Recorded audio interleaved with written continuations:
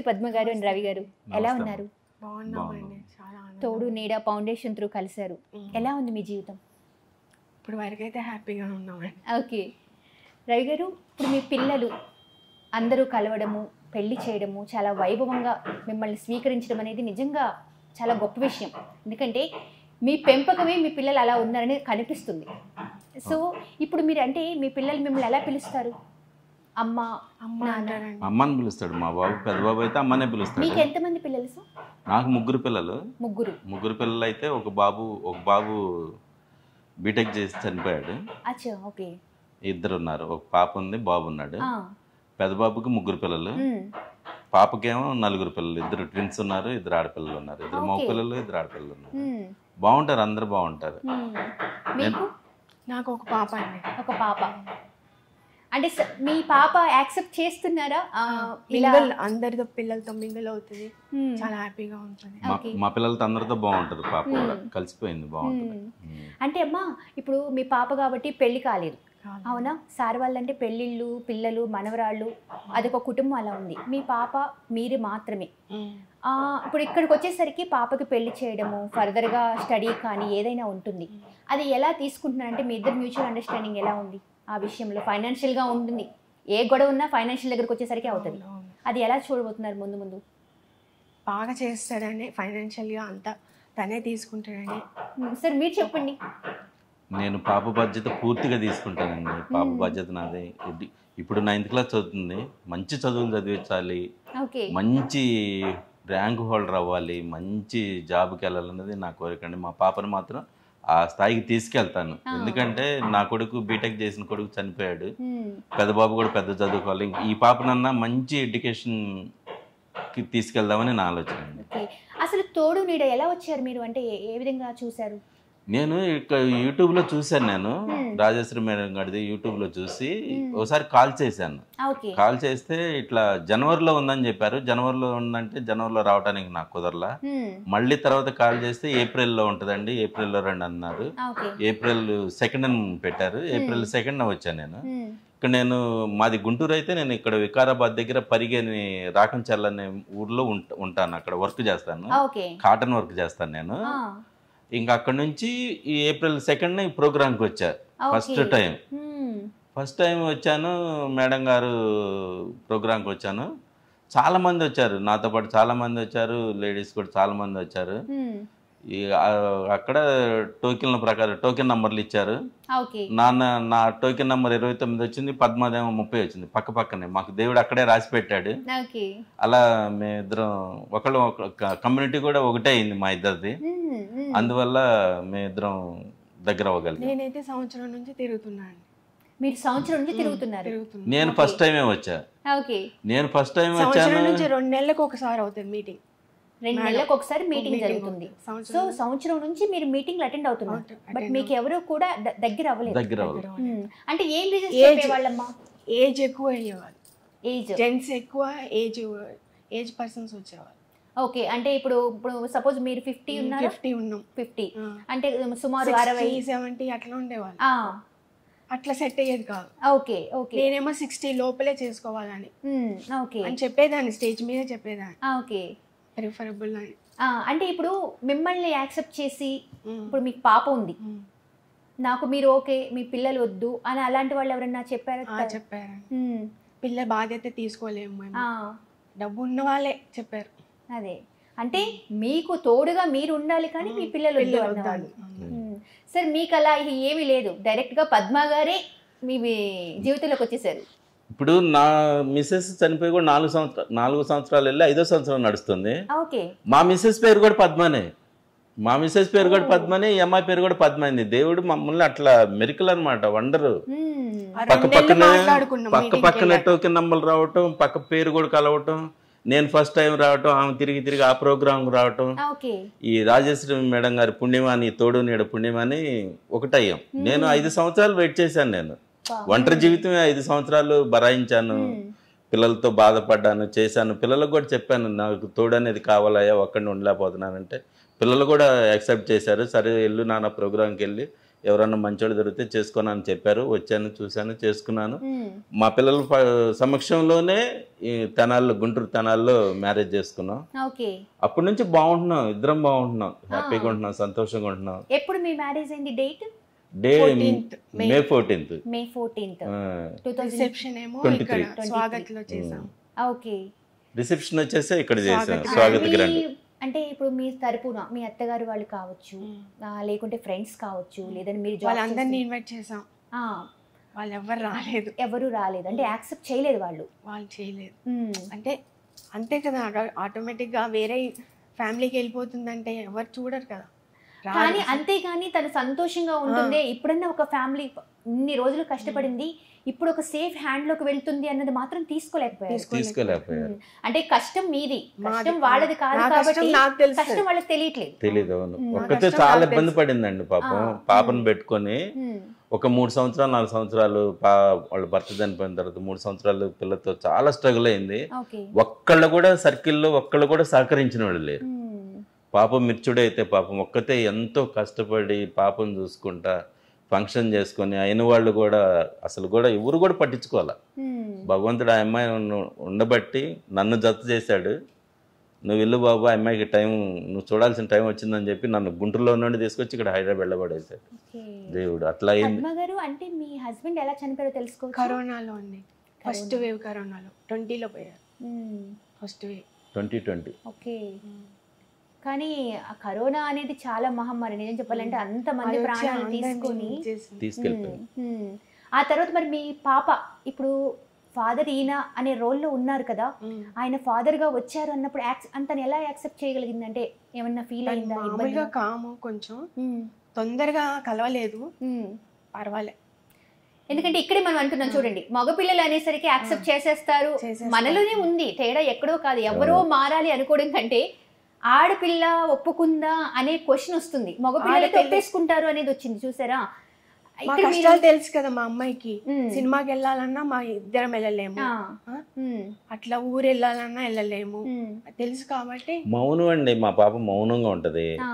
వాళ్ళ అమ్మతోటే బాండింగ్ తక్కువ, ఎక్కువ మాట్లాడదు. చదువు పిచ్చిది వచ్చిన కానీ చదువు ఎక్కువ బాగా అవ్వాలని.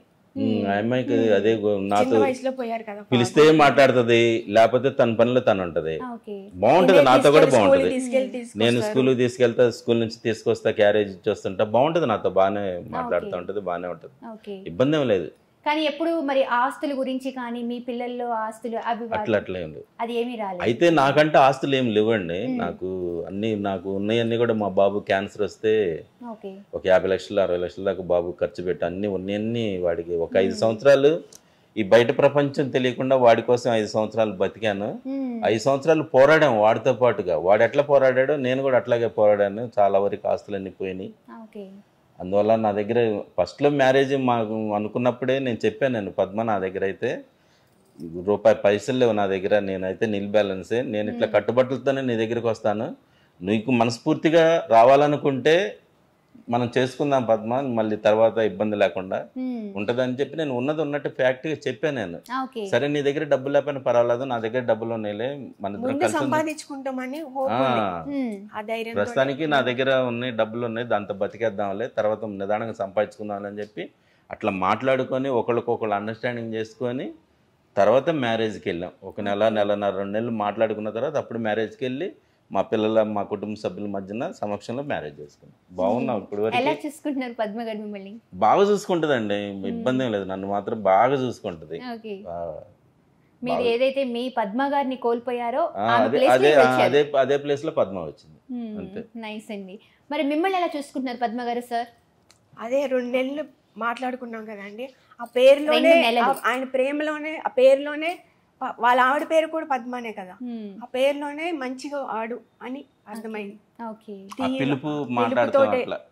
అట్లా పద్మ గారు నేను పిలవటం ఫస్ట్ నుంచి కూడా పద్మ పద్మ పద్మ కొత్త పర్సన్ అంటే పద్మ గారు ఏమండి అని పిలుస్తారు కదా, నేను అట్లా పిలవాలి. ఒకేసారి మా మిస్సెస్ అన్నట్టుగానే పద్మ అని ఏకవచనంతోనే పిలవటం స్టార్ట్ చేశాను. ఇంక అట్లాగే కనెక్ట్ అయిపోయాం. ఆ పేరుతోనే కనెక్ట్ అయిపోయింది. తను కూడా అంత నమ్మకం అంత గట్టిగా ఈ రకంగా పిలుస్తున్నాడు ఏంది అని కనెక్ట్ అయిపోయింది తను కూడా. గుండెల మీద చేసుకొని పడుకోవచ్చు హాయిగా, అవును నన్ను చేసుకుంటే అని చెప్పాడు కూడా. అట్లానే ఉంటున్నాం. ఓకే, నైస్ అమ్మా, నైస్. అంటే చాలా బాగుంది. ఎక్కడి నుంచో వచ్చి ఎలా ఏంటి అని తీరుదారి లేకుండా ఉన్న జీవితంలోకి ఇప్పుడు మళ్ళీ ఒక వెలుగులాగా రావడం, మీ ఇద్దరు కలిసి ఒక ఫ్యామిలీని ఉండడం, అండ్ తండ్రి లేడు అన్న బాధ తనకి లేకుండా తండ్రి స్థానంలో ఆయన రావడం అనేది నిజంగా ఆనందం అమ్మా. చాలా హ్యాపీగా ఉంది మిమ్మల్ని ఇలా చూస్తుంటే. మీరు చాలా చాలా హ్యాపీగా ఉండాలి, నిండు నూరేళ్ళు. నేను చిన్నదాన్నే వయసులో, బట్ అయినా సరే మీలాంటి మిమ్మల్ని ఇన్స్పిరేషన్గా చాలామంది తీసుకోవాలి. ఎందుకంటే ఏదో తప్పు పెళ్లి చేసుకుంటే రెండో పెళ్లి చేసుకోవడం తప్పు అన్నది కాదు, అది ఒక బాధ్యత. చిన్నప్పటి నుంచి కని పెంచి వాళ్ళ కోసం కష్టపడి చేసిందంతా చేసి చివరి దశలో తోడు లేకుండా ఉండటం అనేది నిజంగా నరకం. అది అనుభవించే వాళ్ళకి మాత్రమే తెలుస్తుంది. రాజేశ్వరి గారు ఏ టైంలో ఆ నిర్ణయం తీసుకోవడమో చెప్పలేం, కానీ నిజంగా తను ఒక మంచి ఏమంటారు దీని సేవ అనొచ్చో, లేకుంటే సమాజానికి ఒక ఐడియా మీరు ఇలా చేసుకోవాలి, మన లైఫ్ మనది అని తను చెప్పడం చాలా బాగుంది. పద్మ గారు అండ్ రవి గారు, really thank you so much. మీరు మా షోకి రావడము, మాట్లాడడము, మీరు ఒక ఇన్స్పిరేషన్గా 10 మందికి నిలుస్తున్నారు. That's really great. Thank you. Sir, ఇప్పుడు మీ పేరెంట్స్ అంటే ఉన్నారు కదా, మా అమ్మ నాన్న ఇద్దరు చనిపోయారమ్మా. అంటే ఇప్పుడు లేకుంటే పెద్దనాన్నలు, మీ ఫ్యామిలీ బ్యాక్గ్రౌండ్ పెద్దవాళ్ళు? మా ఫ్యామిలీలో పెద్దవాళ్ళు అంటూ ఎవరు లేరు, నేనే పెద్దవాడిని. నా ఫ్యామిలీలో నా కొడుకు, కోళ్ళు, కూతురు, అల్లుళ్ళు, మా వీయపురాలు, మా వదిన గారి పిల్లలు, ఇక అందరం కలిసి అనుకొని అందరం కలిసి తెనాలి వైకుంఠపురం గుడిలో మ్యారేజ్ చేసుకున్నాం. మీ వైపు తరఫు వాళ్ళు కూడా యాక్సెప్ట్ చేశారా ఈ పెళ్లిని? మా వైపు తరఫున ఎవరున్నారు, మా పిల్లలు ఉన్నారు, 2 ఉన్నారు, మా వదిన గారి పిల్లలు, వాళ్ళు ఒప్పుకున్నారు. మా మిసెస్ తరఫున కూడా, వాళ్ళది కూడా పెద్ద ఫ్యామిలీ అయితే మొత్తం అందరూ చనిపోయారు, చాలా వరకు అందరూ ఖాళీ అయ్యారు. Okay okay. సో దీని గురించి అంటే మీరు ఏం చెప్తారు? నేనైతే ఈ తోడు నీడ ప్రోగ్రాంకి 50 సంవత్సరాలు దాటైతే ఎవరైతే ఉన్నారో, ఒంటరి జీవితం అనుభవిస్తున్నారో, వాళ్ళు కంపల్సరీగా ఈ తోడు నీడ ప్రోగ్రాంకి ఆడ మగ తేడా లేకుండా రండి. ఈడకొచ్చి చూడండి, చూసి మాట్లాడుకొని, స్వచ్ఛందంగా మాట్లాడుకొని, ఒకళ్ళకొకళ్ళు మనసు ఇప్పి మాట్లాడుకొని ఒక తోడు కావాలని ఈ ప్రోగ్రాంకి రండి. మంచి జరుగుతుంది. నాలాగా మీరు కూడా ఒక జంటగా వెళ్ళాలని నేను అందరినీ కోరుకుంటున్నాను. రండి, తోడు నీడ ప్రోగ్రాంకి రండి. రాజేశ్వరి మేడం గారి ఆశీస్సులు కూడా మీకుంటే, మంచి మనసుతోటి ఈ తోడు నీడ ప్రోగ్రాం పెట్టింది. ఈ తోడు నీడ ప్రోగ్రాంకి అందరు రండి, 50 సంవత్సరాలు దాటిన వాళ్ళు అందరు రండి. వచ్చి ఈ ప్రోగ్రాంలో కాంటాక్ట్ చేసి అట్లీస్ట్ మనుషులతో కలుస్తూ ఉంటే కూడా అన్ని తెలుస్తూ ఉంటాయి, ఉంటారు, బాగుంటారు. వచ్చి మీకు నచ్చిన వాళ్ళతో మాట్లాడుకొని కలిసి ఉండటానికి ప్రయత్నం చేయమని నేను అందరికీ ఈ మీడియా ద్వారా విజ్ఞప్తి చేస్తున్నానండి. అందరూ రండి. ఫైనాన్షియల్ గా సెటిల్ అయిన వాళ్ళే కావాలా, ఇట్లా ఆలోచిస్తే అవ్వవు పెళ్ళిళ్ళు. డబ్బు గురించి తోడు కావాలని రండి, డబ్బు గురించి ఆశించమాకండి. ఇప్పుడు నేను నీ దగ్గరికి వస్తాను, నువ్వేమిస్తావు, ఇట్లాంటివి కాదు. తోడుగా మంచిగా నన్ను చూసుకుంటాడా లేదా అనుకున్నట్టుగా రండి. ఇప్పుడు అతని దగ్గర ఆస్తులు ఉండొచ్చు, నీ దగ్గర ఆస్తులు ఉండవు. నువ్వు అతని దగ్గరికి, అతనికి నీకు నచ్చాడు, ఇప్పుడు అతనితో నువ్వు మ్యారేజ్ చేసుకోవాలనుకున్నప్పుడు నువ్వు నాకేం పెడతావు, నువ్వు నాకేం ఇస్తావు, నా పేరుని ఏమి ఇస్తావు అట్లా అడగమాకండి. అడగకుండా ఆటోమేటిక్ గా వస్తే ఇప్పుడు తను నిన్ను ప్రేమిస్తే నీకు ఎంతో కొంత ఇస్తాడు కదా. ముందుగానే భయపెట్టేసి ఇట్లా చేయకుండా ముందు కలిసి ప్రేమగా, నిన్ను ప్రేమగా చూసుకుంటే చాలుగా. ఇప్పుడు డబ్బు మనం ఏం నెత్తినేసుకొని తీసుకొని పోం కదా, డబ్బుని తీసుకొని పోదు. ప్రేమ కావాలి మనకి, ప్రేమగా చూసుకునే మనిషి ఉంటే చాలని ప్రేమగా ఉండటానికి రండి. ప్రేమగా ఉండండి, ప్రేమగా ఉంటే ఆటోమేటిక్ అన్ని వస్తాయి. ఇప్పుడు తను ప్రేమగా చూసుకున్నావు అనుకో, తన ఆస్తి నీకు ఇస్తాడేమో. ఇప్పుడు నువ్వు ఆమెను ప్రేమగా చూసుకుంటే ఆమెకు ఆస్తి ఉంటే ఆమె నీకు ఇస్తుందేమో ఆస్తి. ఇప్పుడు నీ దగ్గర ఇప్పుడు మగవాళ్ళు ఉన్నారు, వాళ్ళ ఆస్తి నాలాగా ఆస్తి లేని వాళ్ళు ఉంటారు. ఆస్తి నేను తను బాగా చూసుకుంటున్నాను అనుకో, తన ఆస్తి నా ఆస్తే కదా. ఇప్పుడు తనతో ప్రేమగా ఉన్నంతకాలం తన ఆస్తి నాదే కదా. అట్లాగా ఉంటది. ఇప్పుడు నువ్వు అతను చూసుకున్నంతకాలం అతని ఆస్తి కూడా నీకే ఉంటది కదా. మీరిద్దరు కలిసిమెలిసి ఉన్నంతకాలం కూడా ప్రేమగానే ఉంటారు కదా. అట్లా ఆలోచన చేసుకొని రండి. తోడుగా ఒక తోడు కావాలి, నాకు ఒక తోడు కావాలి అనుకొని రండి. తోడుగా వెళ్ళండి, ఇద్దరు జతగా వెళ్ళండి అని నేను మనస్ఫూర్తిగా కోరుకుంటాను. అంటే పద్మ గారు మీ విషయం అంటే సార్ అయితే ఒక్కసారి రావడము, మీరు కలవడము, పెళ్లి అయిపోవడము పెద్దగా, కానీ మీకు చాలా అనుబంధం ఉంది తోడు నీడుతో. ఎందుకంటే 1 year ట్రావెల్ చేశారు. అసలు ఎలా ఉండేది? ఇప్పుడు ప్రతి మంత్, ప్రతి 1 నెలకా 2 నెలలకి 2 నెలలకి అంటే ఎక్కడో ఒక దగ్గర ప్లేస్ పెట్టేవాళ్ళు. ఆ తర్వాత ఏం చేసేవాళ్ళు? జనరల్గా వస్తూ ఉండేవాళ్ళు. స్టేజ్ మీద వెళ్ళి మన గురించి చెప్పాలా, మన బ్యాక్గ్రౌండ్, మన పేరు, ఊరు అవన్నీ చెప్తాం. చెప్పి కూర్చుంటాం. మనకు ఒక టోకెన్ నెంబర్ ఇస్తారు. మన స్టేజ్ మీద చెప్పినప్పుడే మన టోకెన్ నెంబర్ కూడా అనౌన్స్ చేసేయాలి. కానీ ఇంతమంది మన నచ్చిన వాళ్ళు ఎవరన్నా కావాలంటే వాళ్ళు రాసుకొని అంత అయిపోయాక, అందరు ఇంట్రడక్షన్ అయిపోయాక వాళ్ళు వచ్చి మనతో మాట్లాడతారు. ఓకే, ఇష్టమైన వాళ్ళు, నన్ను ఇష్టపడ్డ వాళ్ళు వచ్చి నాతో మాట్లాడతారు. ఒక 1 yearలో అంటే అట్లీస్ట్ మీకు ఎవరైనా పర్లేదు సరే నమ్మొచ్చు అన్నట్టుగా ఎవరైనా కనిపించారా? మీకు మాట్లాడడం జరిగిందా? ఇచ్చారు కానీ వాళ్ళు ఒప్పుకోవట్లేదు. ఓకే, మిమ్మల్ని యాక్సెప్ట్ చేస్తే పిల్లల్ని యాక్సెప్ట్ చేయట్లేదు. ఇప్పుడు మీ పేరెంట్స్ కానీ ఎవరు మీకు సపోర్ట్ అయితే ఏమీ లేదు? ఎవరు లేరు. ఎప్పటికీ మేమే ఇద్దరం ఉంటాం. మీకు ఇద్దరే ఉన్నారు. మీకు ఏ ఏజ్ లో ఎప్పుడు అన్నారు? కరోనా టైంలో 2020లో నవంబర్లో ఫస్ట్ వేవ్ కరోనా. ఆ తర్వాత ఆ ఫ్యామిలీ సపోర్ట్ గా కానీ మీకు అసలు ఎటువంటి సపోర్ట్ చేయలేదు వాళ్ళు? ఓకే, ఇదంతా మీ పాపకు తెలుసు కాబట్టి తను యాక్సెప్ట్ చేయడానికి కూడా ఒక మా సిట్యుయేషన్స్ చూస్తుంది కదా పాప. ఎక్కడికి వెళ్ళలేము, ఈవెన్ నాన్ వెజ్ షాప్కి వెళ్ళాలన్నా ఇబ్బందే కదా. అవును అవును అవును, అక్కడ నిల్చొని తీసుకోవాలంటే ఇబ్బందే కదా. కానీ ఇప్పుడు తండ్రి పేరు స్థానంలో రవి గారి నేమ్ రాయడం అన్నది అన్ని ఈయనే చూసుకుంటాడు బయట. ఓకే, ఇప్పుడు మనం కట్టుకుపోయేది ఏం లేదమ్మా. ఇప్పుడు మనం ఆస్తులు ఇవన్నీ ఏం నెత్తినేసుకొని కట్టుకొని పోము. ఇప్పుడు ఎప్పుడు ఉంటామో ఎప్పుడు పోతామో కూడా తెలియని జీవితాలు మనవి.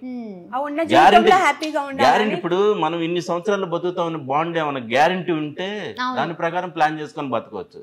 మనం ఎప్పుడు చనిపోతామో కూడా తెలియదు కాబట్టి ఉన్నన్నాళ్ళు సంతోషంగా హ్యాపీగా గడిపిపోవాలనేది నా కోరిక. ఇప్పుడు తన్ని ఎంత ప్రేమగా చూసుకుంటే తను నన్ను అంత ప్రేమగా చూసుకుంటది కదా. తను ఎంత ప్రేమగా చూసుకుంటే అంత ప్రేమగా చూసుకుంటుంది. ప్రతి దాంట్లో ఎంటర్ అవుతా నేను. తను బట్టలు తూతుందంటే నేను కూడా ఎంటర్ అయిపోతా. వంట చేస్తుందంటే నేను కూడా వంటకాడికి వెళ్ళిపోయి అన్ని గెలుగుతా చేస్తానే ఉంటాను. నేను కూడా ఏదో ఒకటి చేస్తూనే ఉంటాను. తనకి హెల్పింగ్ ఏదో ఒకటి చేయాలి. అట్లా ఒకళ్ళకొకళ్ళు ఈ ఉన్న లైఫ్ ని మాత్రం చాలా హ్యాపీగా సంతోషంగా. అందులోనూ ఏ ఆదరా బాదరా లేదు. పిల్లలు అందరూ పెద్దవాళ్ళు అయిపోయారు, లైఫ్ వాళ్ళు సెటిల్ అయిపోయారు. అందుకే తను నాతోనే ఉంటున్నాడు. ఓకే ఓకే, హైదరాబాద్ లో. సో మంచి కూల్ లైఫ్ లీడ్ చేస్తున్నారు ఇప్పుడు మీరు చాలా హ్యాపీగా. చాలా హ్యాపీగా. ఓకే, చాలా హ్యాపీ. మాటల్లో తెలుస్తుందండి చాలా ఎంత హ్యాపీగా ఉన్నారు అనేది. మీరు చెబుతుంటే మీ మాటలో బాగా తెలుస్తుంది. Thank you. సబ్స్క్రైబ్ చేయండి. Please do subscribe to. Please like, share and subscribe to top Telugu TV. Top Telugu TV. Top Telugu TV.